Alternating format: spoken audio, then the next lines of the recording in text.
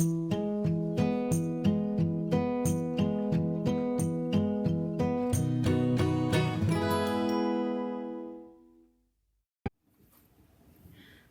everybody. Thank you for joining me for another fun episode of Virtual Tween Baking. Today we are going to be making some homemade pizza bread. And we are going to be making it right in this little loaf pan. It's kind of going to be like a pull apart, really good cheesy herby pizza bread that you can dip in marinara sauce. You can share it with your whole family or you can keep it all for yourself. It's totally up to you. It's gonna be really good. So before we get started, I just wanna go over what ingredients you have in your kit today. You should have a packet of rapid rise yeast. You should have 1.5 teaspoons of sugar in this little pouch. You should have some salt. For the dough and for the topping part, those different steps both require different amounts of salt, but I put all the salt in one packet, so you will have to do some measuring to divide that out as we need it. You are going to need 2/3 cups of very warm water. I did not include that in your kit, but so you will need to do a little bit of measuring today. So when it comes time for that step, you'll need 2/3 of a cup of very warm water that you will supply at your own house. You will need 3 tablespoons of olive oil. And you will need flour. For the flour, I put in the recipe 1 3/4 of a cup to 2 1/4 cups of all-purpose flour. It might vary person to person, depending on, how much you need it, like knead with your hands, how much you need it. It could depend on the weather. It could depend on how hot your water is. The amount of flour you use, and you're gonna see it might be a little bit different depending on how, your style of mixing the dough. So you might use all of it, you might not need to use all of it. Some of it you can use to flour your surface. I'll get more into that when that step comes along, so don't worry too much about that. And for the toppings, you will need 3 tablespoons of butter, which we will end up melting. You're gonna need a teaspoon of garlic powder, another 1/2 teaspoon of salt. So like I said, that's included in this original packet of salt here. So we'll have to divide that out. And for one of my favorite ingredients, we are using fresh basil leaves. These are so good. It really gives it that like fresh herby taste. So we're gonna have to chop these up for one of the steps, and these will go in our pizza bread. So that will be delicious. And then, of course, you can't have pizza or pizza bread without cheese. And why have one kind of cheese when you could have 2? So I have a cup of mozzarella we'll be using and 1/8 of a cup of Parmesan. And that is everything in our kits. Also this loaf pan. Some things you'll need to supply at home, like I was saying, that warm water, and then you'll also need probably some measuring cups, some measuring spoons, a fork or a whisk for some mixing, and maybe a bowl or two to, get everything mixed up. You also will probably need a cutting board and a knife to chop up those basil leaves. But I think now I'm just gonna walk you guys right through this recipe one step at a time. So I'm gonna get everything I need for step number 1. And I will meet you when I've got all of that put together. So step number 1, combine 1 cup of flour, undissolved yeast, sugar, 3/4 teaspoon of salt in a large bowl. So I've got my large bowl right here. We're gonna do this one ingredient at a time. We're gonna do 1 cup of flour. So you're gonna want some measuring cups for this step. So I'm gonna get 1 cup in here. There's my 1 cup, a little tiny bit more. 1 cup of flour, undissolved yeast, and that is in this packet here. We're gonna add the whole packet, and this is rapid rise yeast, which means it should puff up fairly quickly. You can cut this right up in, or you can just rip it. You just wanna kind of sprinkle it evenly in there. There's our 1 packet of undissolved yeast. We're going to need our sugar, and this sugar is what's going to feed that yeast and make this poof up into a nice dough. So 1.5 teaspoons of sugar. I have measured that out for you guys, and you're just going to sprinkle the whole thing right in there. And you are going to need 3/4 teaspoon of salt. So you do want to measure this part with your little teaspoons, because there's more salt in this packet for the next step also. So we're gonna divide out what we need for this step. So 3/4 of a teaspoon. So I've got my little 1/4 of a teaspoon here, and I'm going to do 1, 2, and 3. All right. What I'm gonna do now is give this a nice little mix to get it all evenly mixed up there with my whisk. And you can use a fork for this part. You can even use your fingers and just kind of give everything a nice even mix so it's all evenly distributed in there. Then we are going to add our very warm water. So again, that's something you're gonna have to measure at home. You're gonna need 2/3 cup of very warm water. You don't want it boiling hot or else it will kill the yeast. The yeast is actually a living thing. It's super cool. But that means that if the water is like boiling hot, it will actually kill the yeast, and we don't want that. So you want very warm water, but not super duper hot. So I'm going to add, my pre-measured very warm water here, 2/3 cup of that. And I'm just gonna pour that right in here. And we are also going to need our oil. I have 3 tablespoons of olive oil pre-measured for you guys in these little containers, and you can just dump that right in also. All right, mix until well blended. So for this part, you could either mix it with your clean hands. I'm going to use a spatula. I really love rubber spatulas for this kind of thing because you can really scrape the sides of the bowl, make sure everything's really mixed in there, and you'll start to see this kind of goopy, liquidy dough forming. We will be adding more flour to this to form more of a dough ball, but for right now, we're just getting all the liquid in there. We're making sure all that flour is moistened right in there. And like I said, I'm scraping the bowl as I need, making sure there's no big chunks of yeast or flour stuck to the side of the bowl. All right, I don't see any more really big dry bits. So again, this step, it says for about a minute. If it comes together before that, that's totally fine. You don't have to do it for exactly 1 minute. It's kind of just at your own pace until everything is mixed right in there. So now I'm left with this really gooey, sticky, wet dough. If we tried to knead this right now with our hands, it would not be good. We would get totally sticky and covered in this dough. It would never come off of our hands and form a dough ball. So what we're gonna actually need to do is add more of this flour. It says, gradually add enough remaining flour to make a soft dough. Dough should form a ball and it will be slightly sticky. So, like I was saying in the beginning of the video, this might be a little different for each person depending on how humid it is in your house, depending on how strong you need it, depending on, if you added a little bit more water than somebody else. So what I'm gonna start off by doing is adding about half of this remaining dough. Still got some left, and we can add more as needed. But you can't take any out once you put it in, so I would say just gradually add it as you need it until you get a nice, slightly sticky dough ball. So again, I'm scraping the sides of my bowl here, and at some point, it's gonna be easier when this comes together a little bit more. It is gonna be easier for me to just use my hands.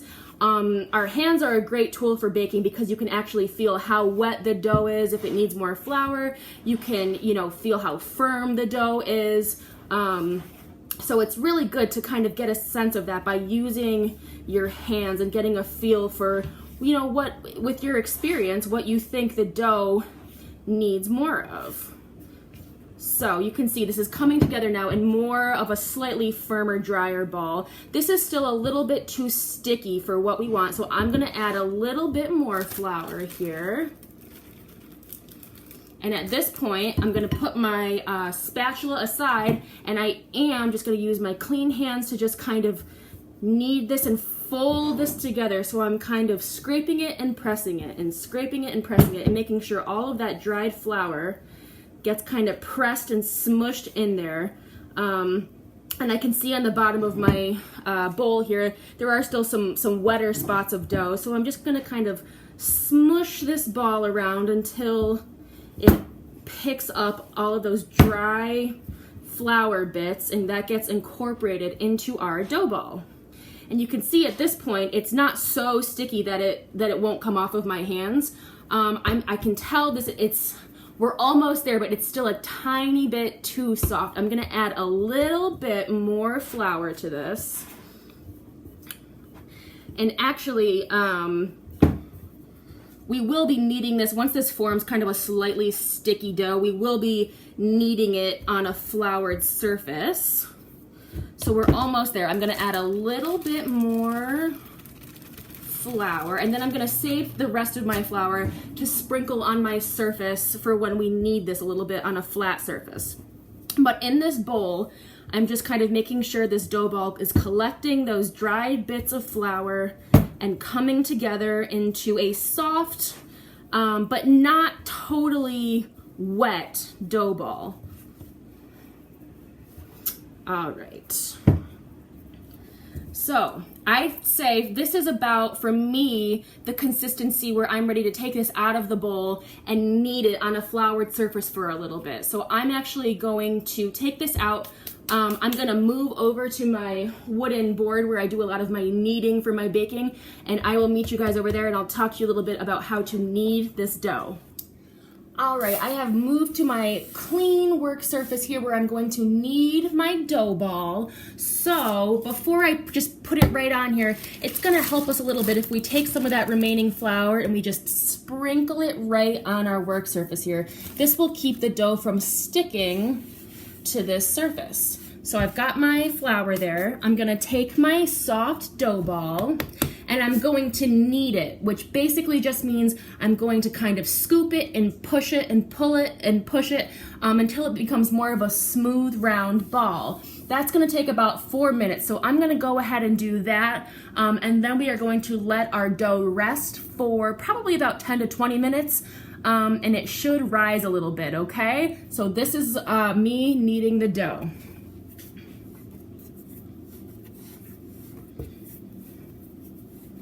And if you find your dough is getting wetter and stickier as you do this, just take a little bit more of your flour, give it a little sprinkle. We don't want it sticking to our hands too much, so if you find it sticking to your hands too much, just add a little bit more flour.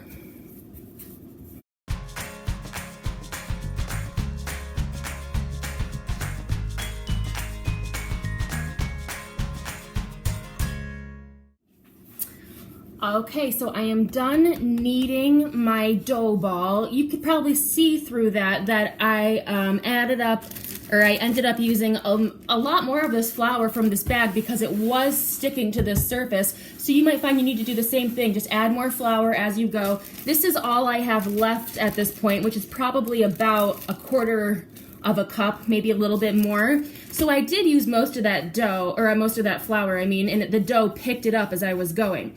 Now we are just going to let our dough rest for 10 minutes. And while we do that, we can work on some other steps. So you can either put your dough back into a bowl and gently cover it, or you can leave it on your work surface here and just, you can either lightly cover it with like a clean cloth, or what I like to do is just take this bowl and just cover it like that. It's right here, why not? So we're gonna let that rest and rise for about 10 to 20 minutes while we do some of the other steps. So we're just gonna leave that there untouched. All right, now we are moving on to step number 2 while our dough is put aside and resting there. So step number 2 is to grease our loaf pan and set that aside.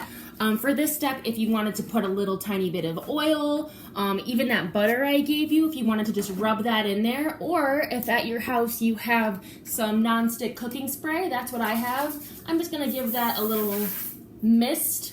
And that is step number 2. So we're just going to be done with that for now and put it aside. And now we can move on to step number 3, which is place our butter and garlic powder in a medium bowl, microwave for 30 to 45 seconds or until fragrant, and then add half a teaspoon of salt.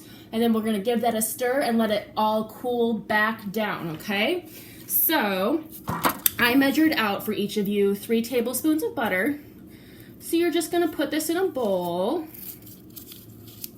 unpeel the wrapper from it, put it in a bowl, and we're also going to add our garlic powder, which is right here. This is 1 tablespoon of garlic powder.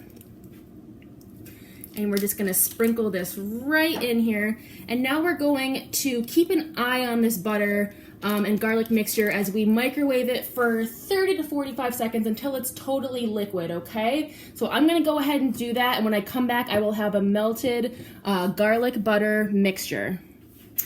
All right, my butter garlic mixture is melted. I'm gonna take either a fork or a whisk and give that a nice mix. And the written recipe said to make sure it was fragrant, and that just means you can smell that garlic in there. That's a good sign the garlic is getting, heated up and mixed into that butter. Perfect. I definitely have a nice hot fragrant butter garlic mixture right now. I am going to add the rest of my little packet of salt here. So I have a half a teaspoon left, and this is unsalted butter I gave everybody, so this isn't going to be overly salted. So we're just going to sprinkle the rest of our salt right in there. And again, just give that another mix. And now we are going to set this mixture aside to cool. And we're actually going to end up tossing chunks of dough into this. So if you used a smaller bowl like I did, you're going to end up wanting to pour it into a bit of a larger bowl that'll fit more of our dough when that next step comes. So I'm going to do that. And then I'm going to put this aside and let it get nice and cool. All right, you guys, we are on step number 4 now. So at this point, we can look at our dough and see how it has risen. And this is definitely poofed up a lot. It's smoothed out a little bit, and you can see it's very soft. If I put my finger there, it does spring back a bit. It's very soft, it's very smooth. So that means we are ready to move on to our next steps. Before we start cutting and dividing this dough up, I am going to preheat my oven to 375 degrees. All right, so that's gonna heat up while we're doing all this other stuff. So then when we're ready, we can just pop it right in the oven. So we are going to lightly flour our work surface, and using a knife, or I have this dough scraper, which works really well for dividing dough. You can use one of these, whatever's easier for you. If you are using a knife, make sure you've got an adult there helping you and making sure you're safe. But I'm going to use this, it's called a bench scraper. It works really well for kind of cutting and dividing dough up. And we're gonna cut it into 8 equal pieces. And when I say equal, it doesn't have to be absolutely exact, but we're just gonna go for 8 pieces, and then we're gonna take each of these pieces and cut those up even more. So I'm gonna start by cutting it in half. There's 2 pieces. Now I've got 4 pieces, and then each of these 4 pieces, I am just going to cut in half. And now I have 8 pieces. And you guys can see what that looks like from above there. Very, very pretty. All right, so I've got my 8 pieces, and then I'm going to cut each of these pieces further so I have many 1-inch pieces.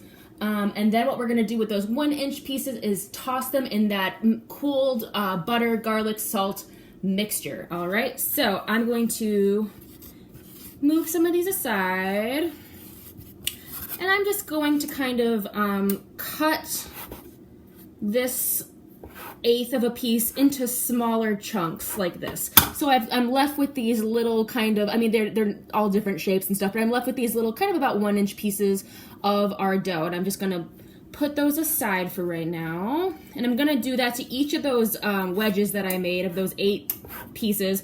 I'm just gonna kind of cut each of those up, making, it looks like I've got about 8 pieces from that wedge that I just cut, but it does not have to be exact. Kind of just depends on your dough and the size of everything. And you can see here, I'm just making these little 1-inch pieces. They're really nice and soft and pillowy. This dough feels great. Rapid rise yeast is awesome because it makes things poof up pretty quickly. Instead of having to wait like all day for that dough to poof up, we got that done in about like 15 minutes. All right, and here you can see I'm just putting my little dough bits aside right there. And I've got a couple more here that I need to split up into smaller 1-inch pieces.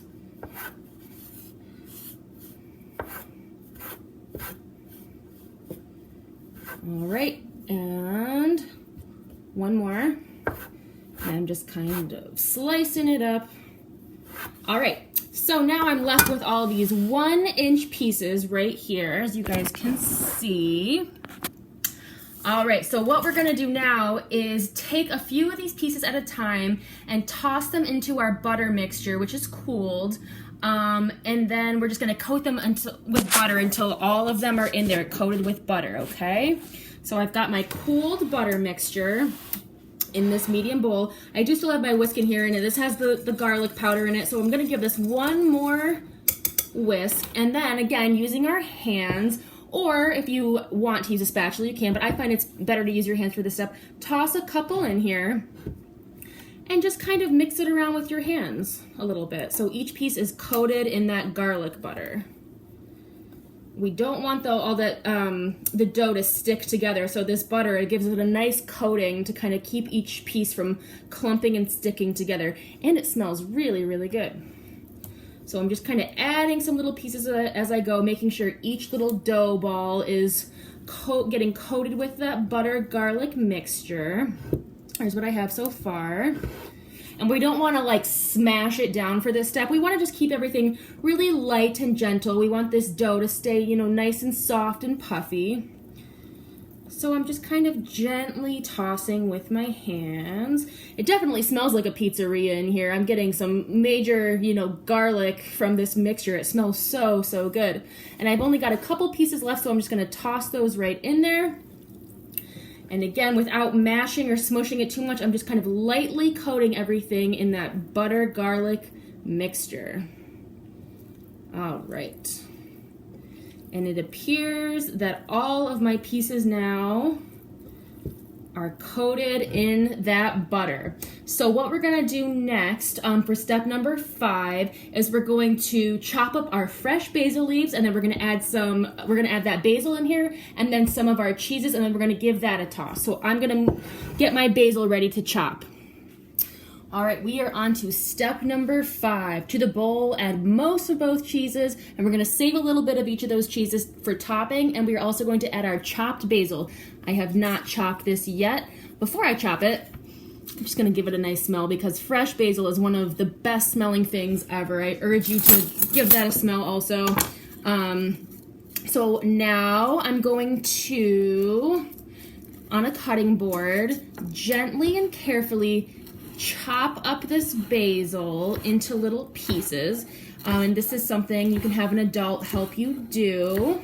And you don't need these to be tiny, tiny, tiny microscopic chops of basil. You can keep, you know, maybe go through it once or twice.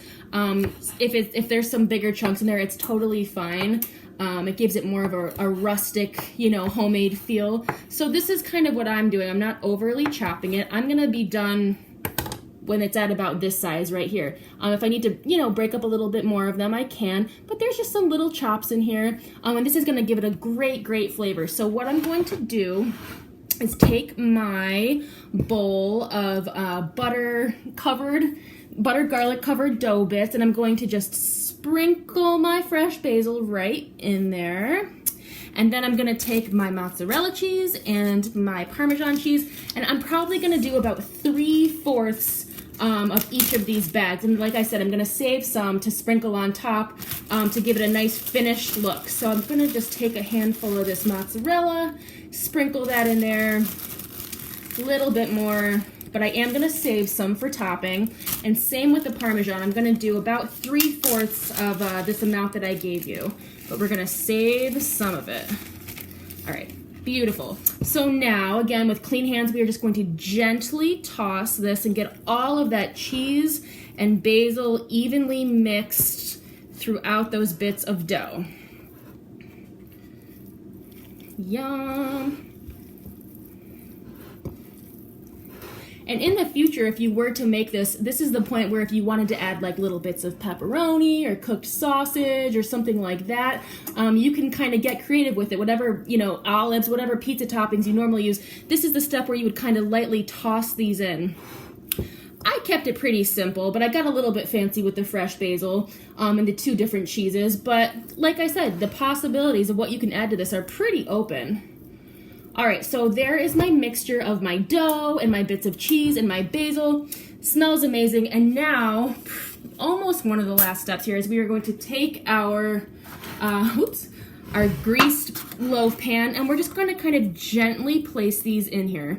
Again, we don't want to smash them down or press them. We kind of just want to gently make sure that they're all evenly in this little loaf pan here.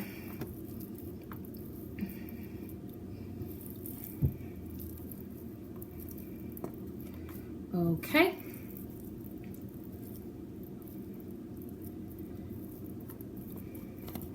So that's what I've got going right there. And then with my remaining cheese, I'm going to do a sprinkle.